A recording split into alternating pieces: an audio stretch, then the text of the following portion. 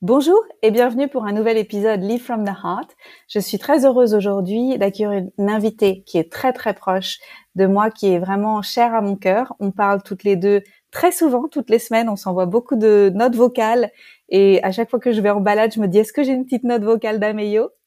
Pour moi, c'est un grand bonheur, Ameyo, de t'avoir dans ma vie. Je suis heureuse qu'il y ait plus de gens qui découvrent ton travail et aussi ton point de vue sur la vie. On a déjà enregistré des épisodes de podcast ensemble. Il y a des années, tu m'as accompagnée sur mon propre chemin de guérison et j'ai une reconnaissance vis-à-vis de ton travail extraordinaire parce que tu m'as beaucoup aidé à avancer. Donc, merci du fond du cœur. Et aujourd'hui, tu continues à œuvrer, à aider les gens à se débarrasser de ce qui les pèse, des blessures transgénérationnelles. Et c'est merveilleux parce que ça, c'est vraiment un retour à la liberté d'être soi. Donc, merci du fond du cœur d'être qui tu es, de faire ce que tu fais et d'être présente dans ma vie. Bienvenue à Meyo. Merci Anne-Claire, merci, bonjour. Merci de m'accueillir de nouveau sur ta plateforme, dans ton univers. Merci pour tes mots, merci pour ta présence aussi dans ma vie, pour cette rencontre d'il y a déjà plus de 10 ans, je pense, et tout ce temps à partager, à m'encourager, à me soutenir, à croire en moi, parce que il y a des périodes pas si simples et de fil en aiguille, je sais pas, notre relation s'est joyeusement transformée en élévation de femmes qui s'élèvent entre elles ou qui se couronnent. Et je te remercie de m'avoir couronnée à plusieurs reprises. Je te remercie vraiment d'avoir honoré la lumière en moi ou la vérité en moi que je véhicule, qui me tient à cœur et qui m'anime à accompagner le monde et à transmettre au monde. Donc, merci de me proposer encore et de me faire de la place dans ton univers aujourd'hui. Merci d'avoir accepté. Donc, tu travailles à Poitiers en cabinet. Tu travailles aussi en ligne. Est-ce que tu peux expliquer brièvement ton approche pour que les gens aient une idée de ce que tu fais et de qui tu es pour comprendre un petit peu ta posture et la lecture que tu as sur les choses qui se passent en ce moment?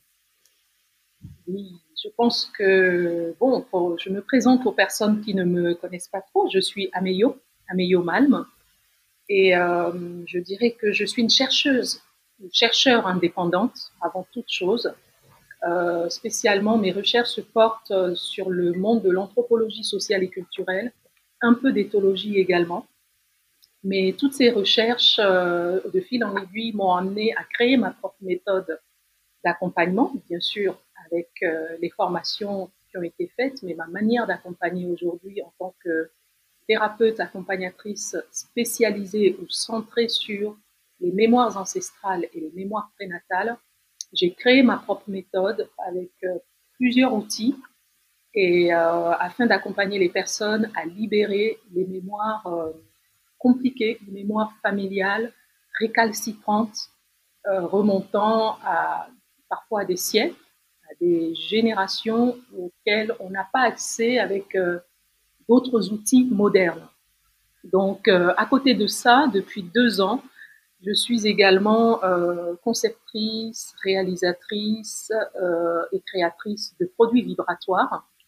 Donc, tout ceci dans le but de continuer à emmener les personnes à s'autonomiser, à se libérer, à grandir et à être en harmonie avec leur âme, avec la vie, avec le grand tout, avec la globalité.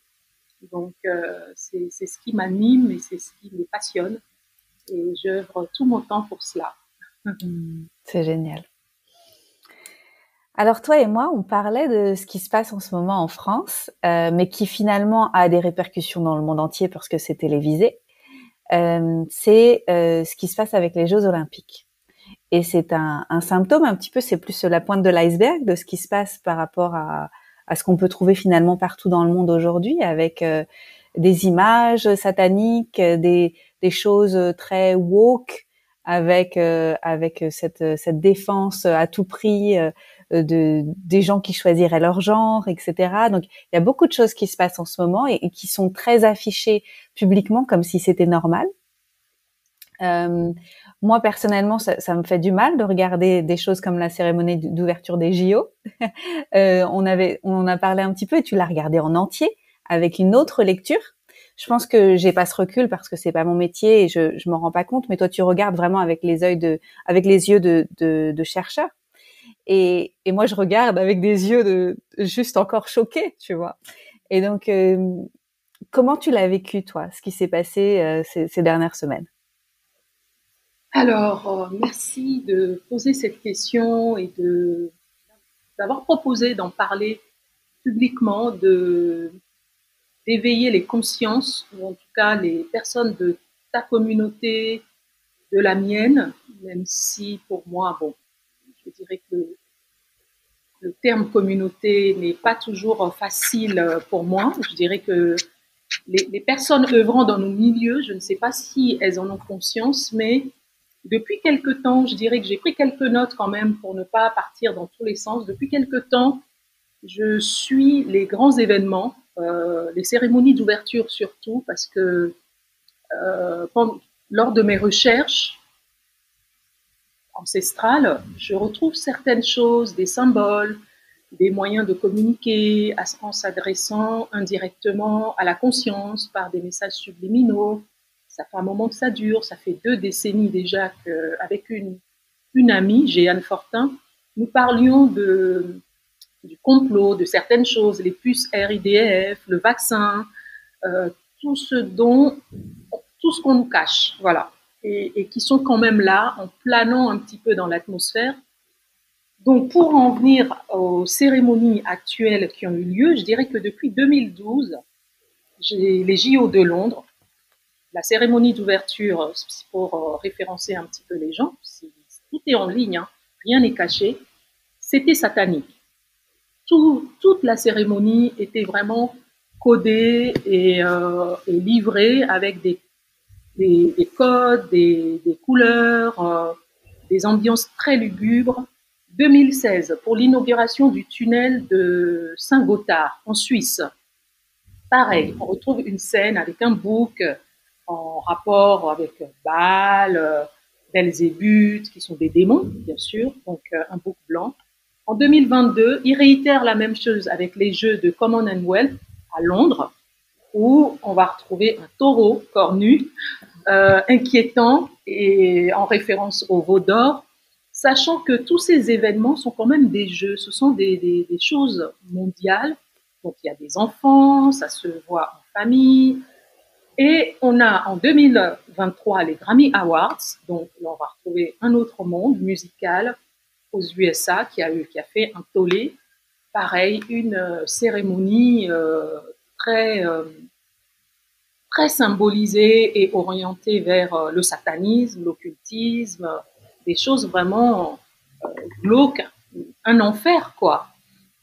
2024, l'Eurovision, donc qui a été vraiment une messe noire, voilà, en live, livrée.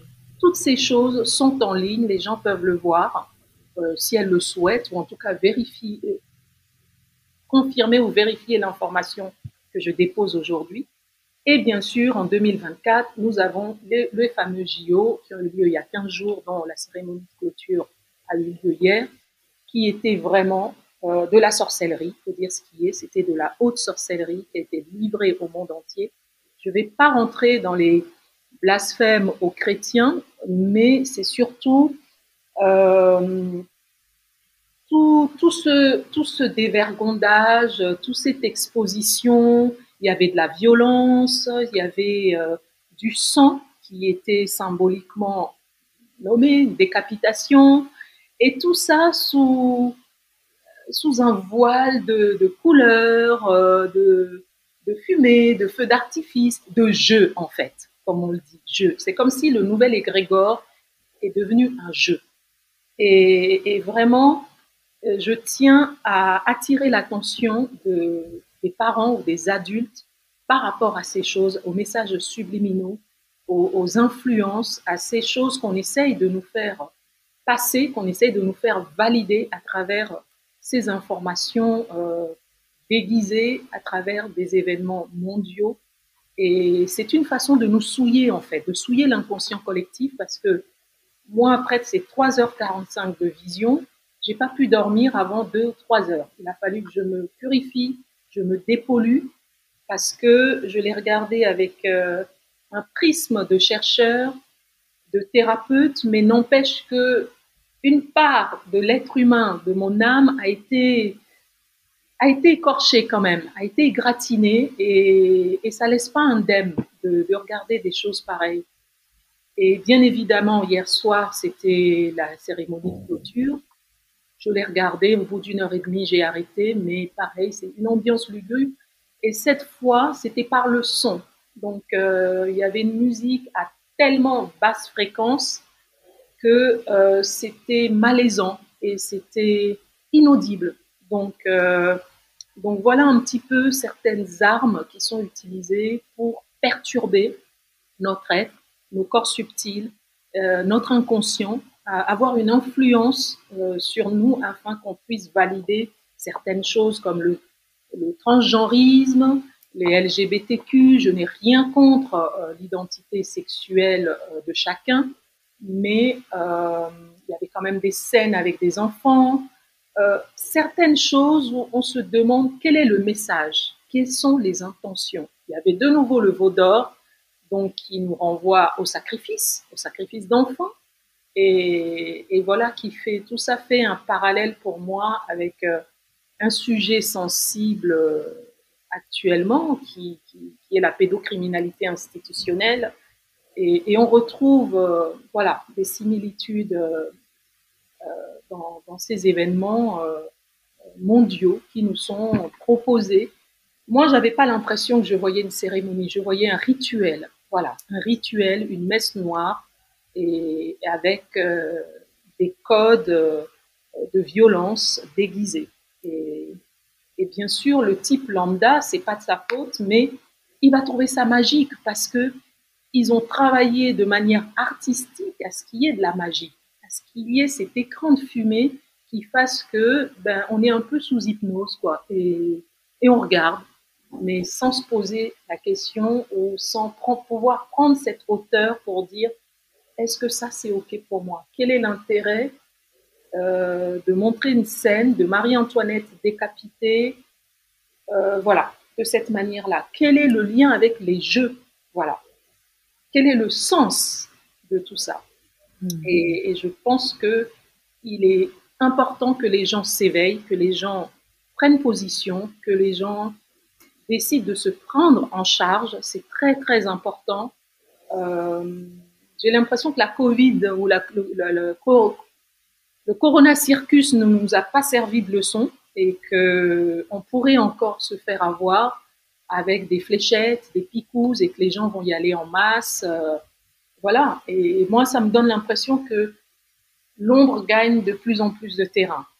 En tout cas, en Occident, je ne sais pas trop, même si partout dans le monde, il y a des problèmes, mais l'ombre gagne de plus en plus de terrain parce que individuellement, nous ne nous positionnons pas, nous ne faisons pas de choix de qu'est-ce que nous décidons de servir, qui décidons-nous de servir, voilà.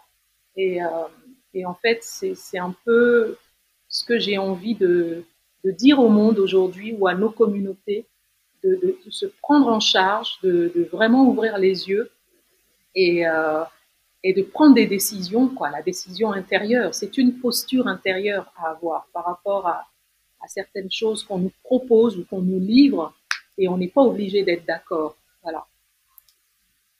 Merci. Merci, ça me fait du bien parce que parfois j'ai l'impression qu'il y a tellement peu de réactions, tu vois, de la part des gens. Je me demande comment ça se fait. Est-ce que c'est une stupéfaction? Est-ce que c'est les gens qui sont anesthésiés, tu vois, dans cette stupéfaction? Est-ce que tu penses que il y a une grande partie de la population qui effectivement n'a pas conscience du tout et ils sont sous cette hypnose collective et pour eux c'est du divertissement?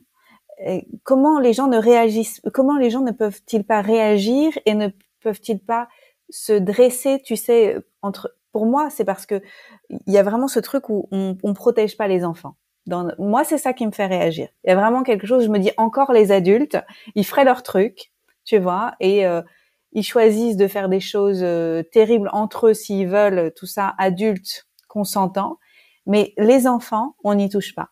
Et il y a vraiment ça qui m'active et je comprends pas que ça active pas plus de gens ou alors les gens ne veulent pas voir la réalité. des choses. Qu'est-ce que tu en penses? Moi, je pense que les gens ne...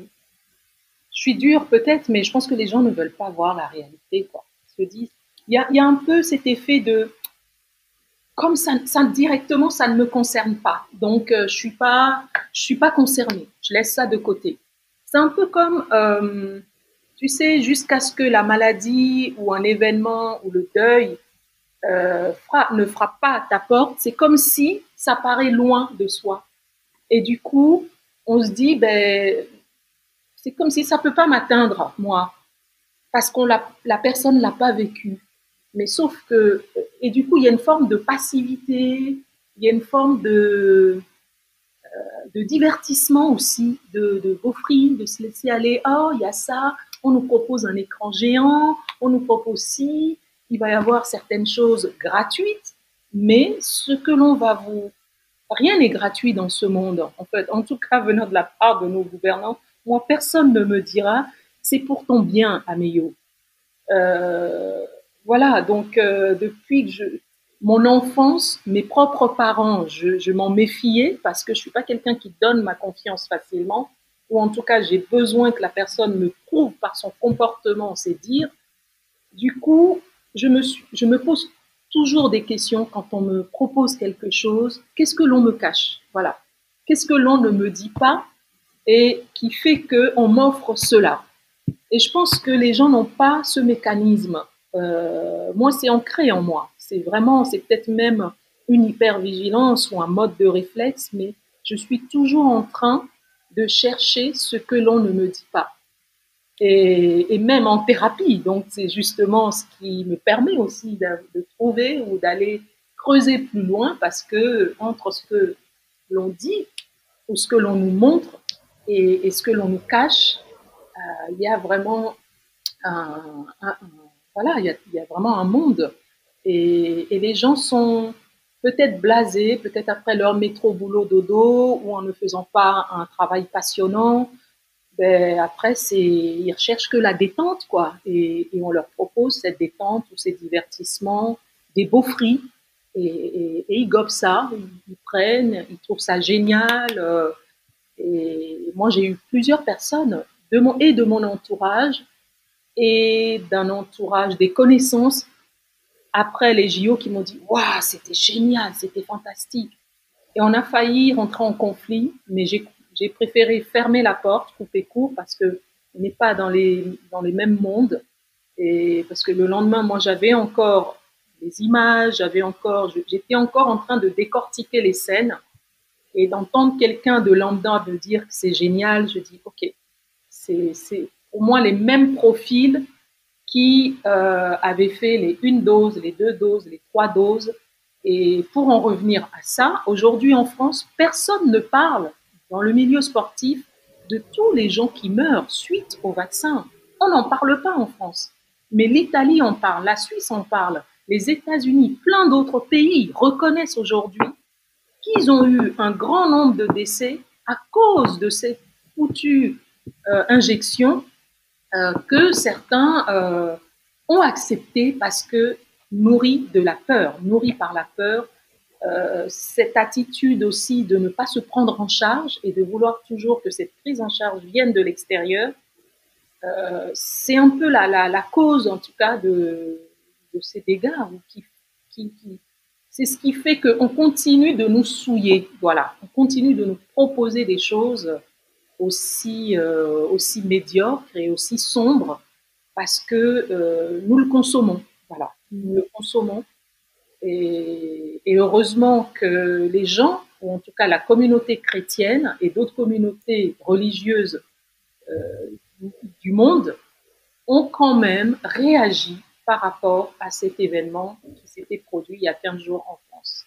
Mais, euh, mais si les autres, le monde entier ou les autres communautés n'avaient pas réagi, ben peut-être que nous, on serait restés là comme des benets à dire ah mais c'est génial, applaudissons, c'était très beau, c'est sur la Seine à Paris, la ville lumière, c'est magique. Mais quel poison il y a derrière cette magie? Et moi je vais faire un parallèle avec toutes les fêtes sataniques aussi qu'il y a dans nos calendriers que les gens célèbrent. Donc, que ce soit Halloween, que vous célébrez avec vos enfants, ben, vous les mettez en danger. Ne serait-ce que le nom Halloween, c'est la fête des morts.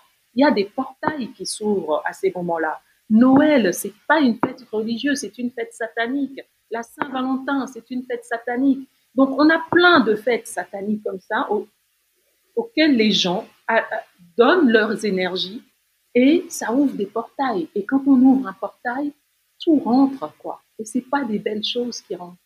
Vraiment, ce sont pas des belles choses. Et après, certains vont se retrouver perturbés ou vont aller en thérapie. Et en fait, leur problématique vient d'une forme d'auto-envoûtement qu'ils ont permis.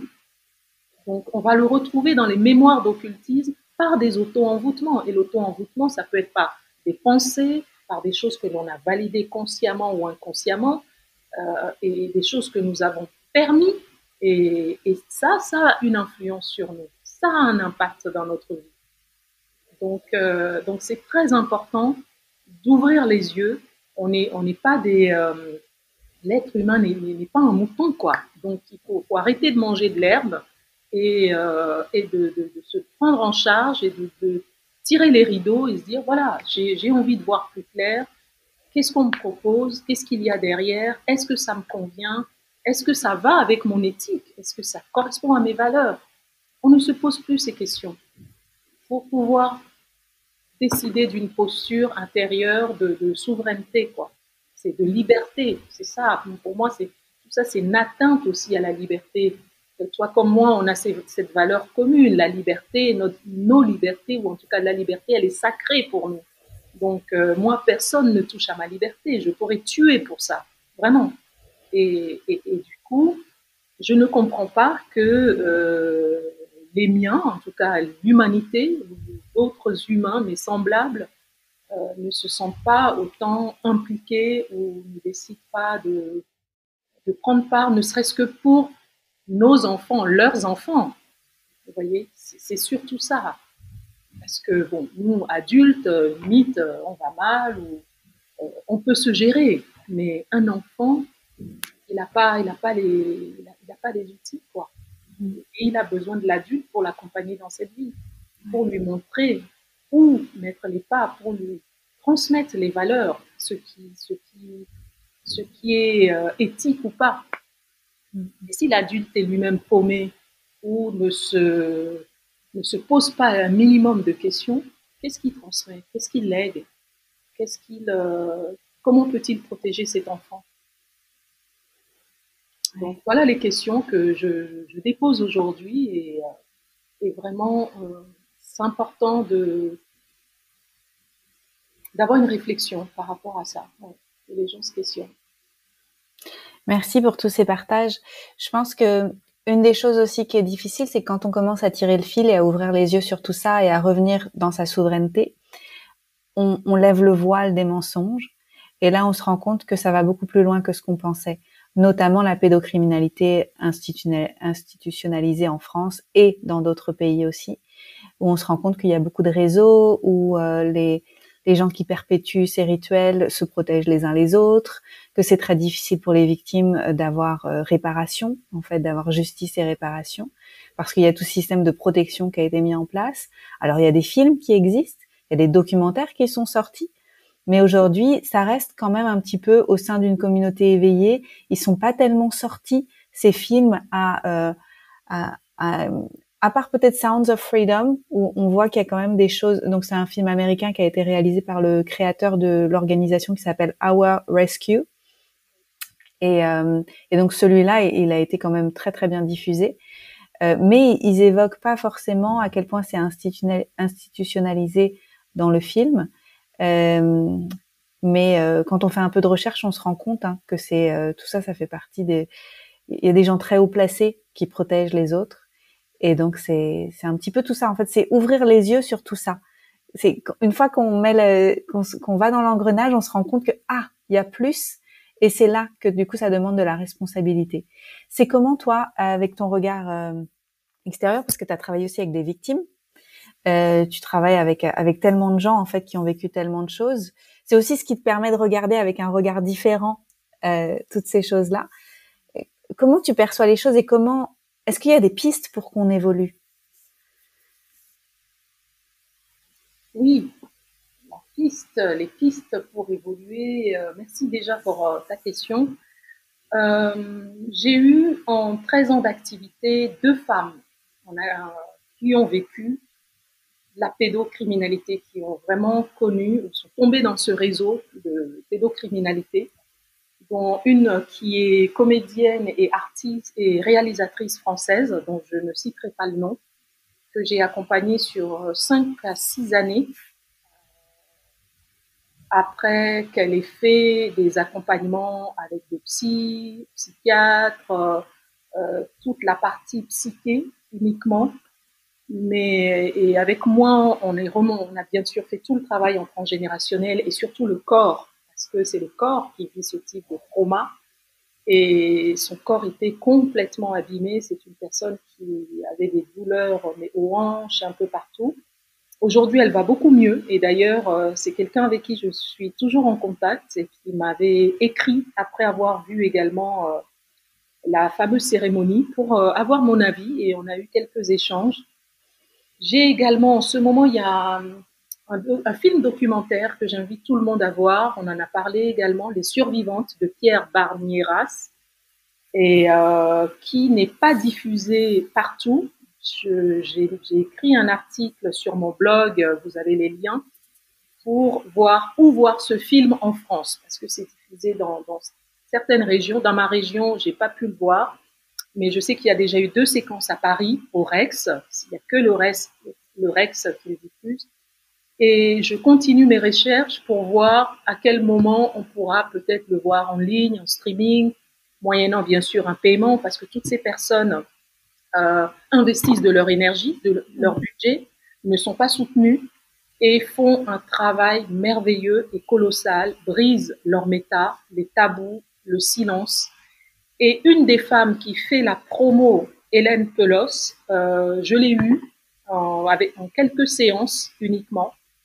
Et quand on écoute ces témoignages lors de la promo, elle le dit, dans sa famille, son grand-père qui était médecin ou son père qui était médecin abusait déjà des enfants. Donc on a une racine familiale à la pédocriminalité, qu'elle soit institutionnelle ou pas, la racine, il y a toujours une graine, une racine familiale. Donc un ancêtre ou une personne. Et j'ai eu d'autres cas thérapeutiques où j'avais de la perversité, des problèmes de zoophilie avec des personnes qui sont aujourd'hui adultes, mais qui avaient commis ou subi des choses à l'adolescence. Et on va retrouver dans la racine, au niveau de la lignée des hommes, des perversités, du sadisme, des choses ignobles qui font que cette pédocriminalité prend place. Et donc, en solution à toutes ces choses, moi, je pense que c'est de briser le silence. Déjà, ça, c'est une des choses, que les victimes puissent s'exprimer, parler. Il n'y a pas de honte à avoir. Ces 8 femmes, les 8 survivantes, sont très courageuses parce que dans le film, de ce que j'ai cru comprendre, elles témoignent à visage découvert. Donc, elles mettent encore une fois leur vie en danger. L'une d'entre elles continue d'être attaquée par ondes, que ce soit des attaques vraiment à distance. Donc c'est vraiment une réalité et ce sont des personnes qui, ce qu'elles racontent paraît surréaliste, mais c'est une réalité. Parce que moi j'en ai des échantillons en cabinet, dans cet espace intime et, et digne, où elles peuvent se déposer et se réparer, vraiment. Mais, mais la base est toujours, voilà, comme on le dit, un parent qui n'a pas protégé son enfant, qui a pu voir des scènes qu'il n'a pas à voir. Il suffit qu'un oncle, on a plusieurs films, je vais citer quelques références de films. On a la réalisatrice Andrea Besco qui a réalisé Les Chatouilles et la danse de la colère, qui parle de l'inceste, mais un ami des parents qui a abusé d'elle de l'âge de 8 à 12 ans.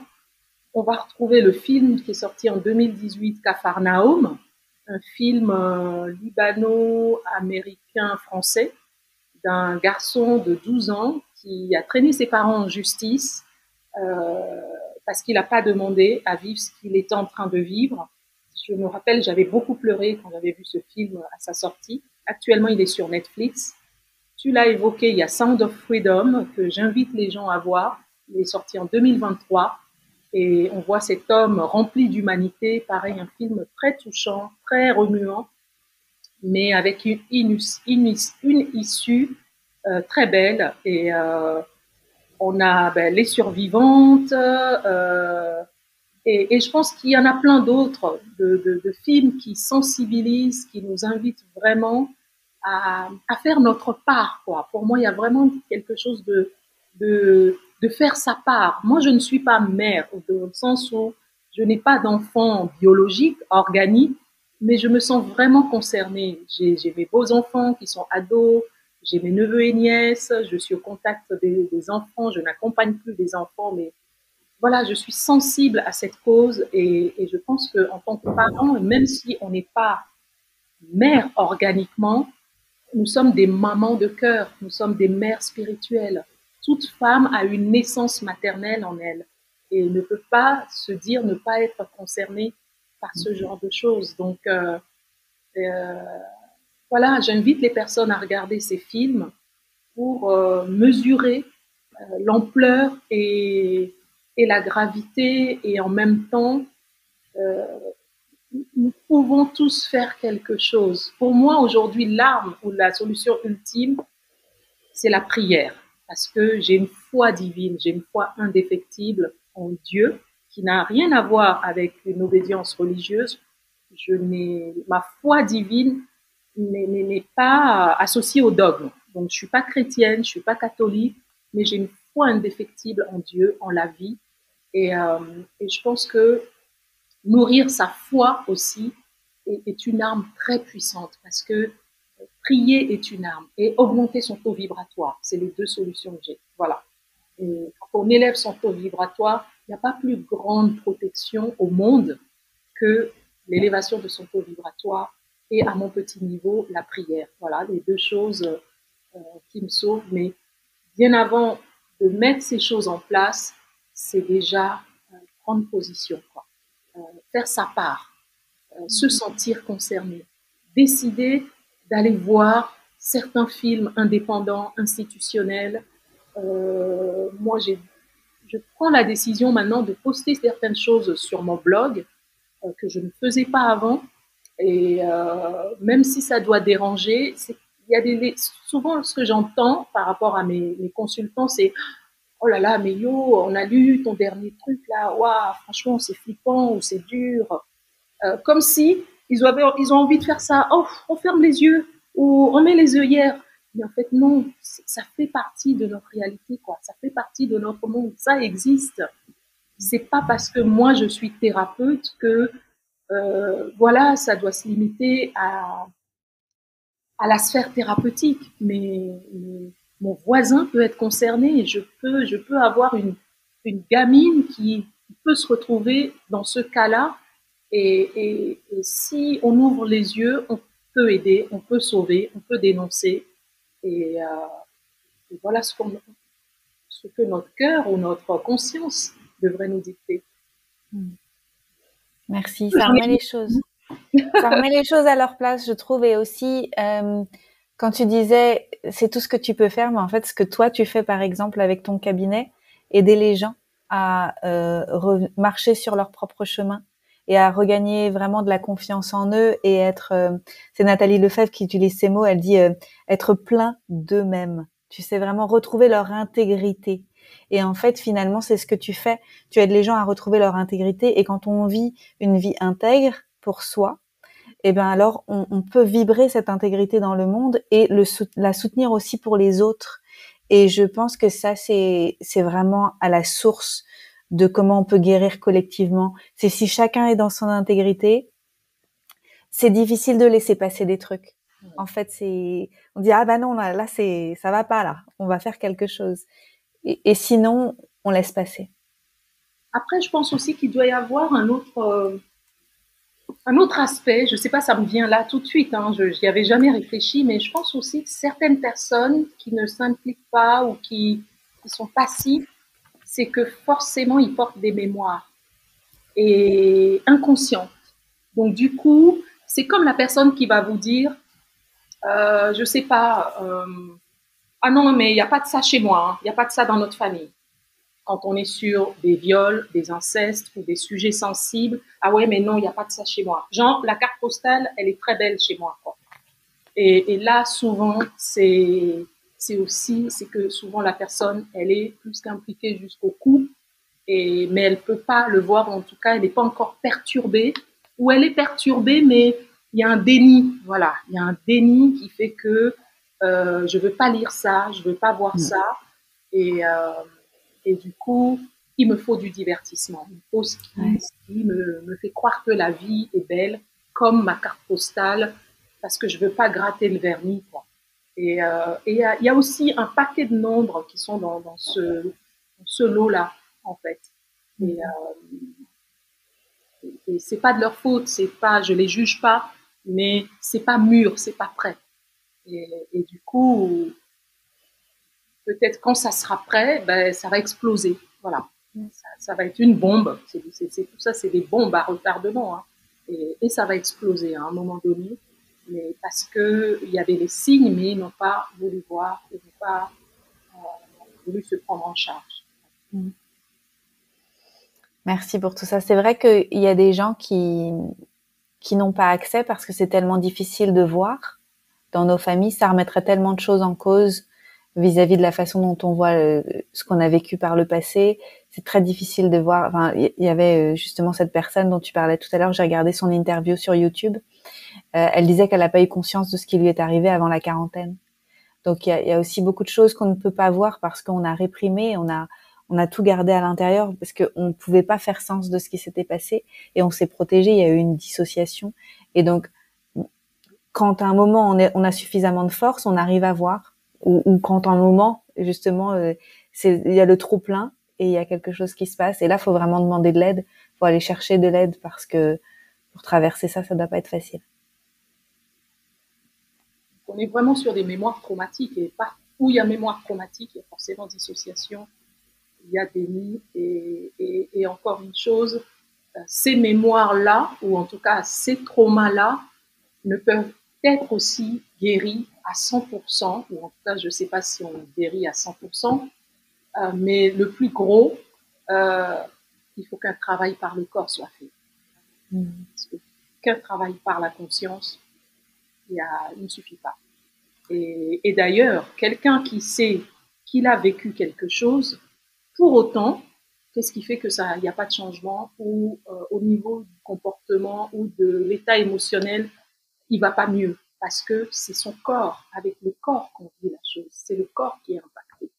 Et tant que le corps n'est pas libéré ou déchargé de ce trauma ou de certaines choses, il va nous faire vivre par l'émotionnel, par toutes les portes de sortie, des situations très inconfortables, et sans pouvoir comprendre pourquoi est-ce qu'on continue d'aller aussi mal.